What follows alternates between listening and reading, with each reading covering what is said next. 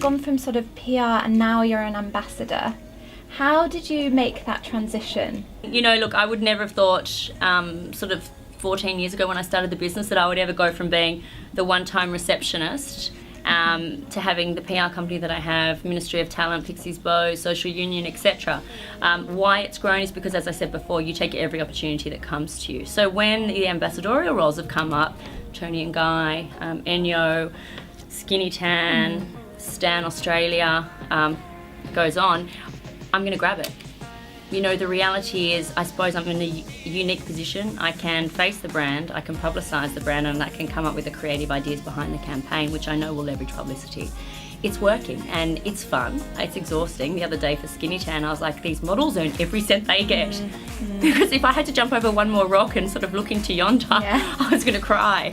And just on that note, sort of talking about the things that you have to do as an ambassador, what are the things that you like doing most, and can you expand on any of those things that you have to do with the brand? You know, I think taking, this is the product and how do we create talkability. I'm not really that much of a fan of the interview thing, to be honest with you, and I'm really not that much of a fan of the photo shoot thing.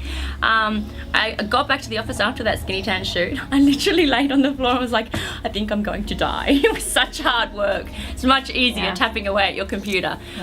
You know what, I don't dislike anything. I could never have relied on uni because I never got in. I could never rely on my smarts. All I could rely on was the fact that I had work ethic and I was determined to succeed. So I don't look at any of those ambassadorial roles and say, oh well, I like the photo shoot element but I don't like that.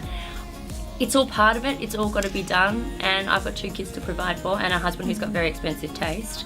So I have to keep the money coming in. But you know what, it's opportunity, and if I'm not the one to seize the opportunity at the time it comes, well then someone else will get it, and I'm not one to lose. How do you hope to inspire young women with what you're doing with your career, the ambassadors, the agency, all of the other endeavours? It's probably the main reason I started my In Conversation series, because I had so many emails from women and men saying, you know, we don't know how you do it, how do you fit this in, what do you do here, blah, blah, blah.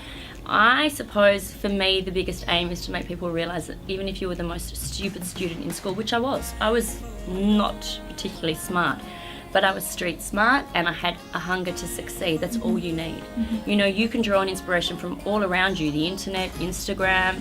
You don't have to be smart. As long as you use things around you, you can become the smartest person. You know, I always had the mantra, as I said, failure is not an option. If you make a mistake, pick yourself up and keep going.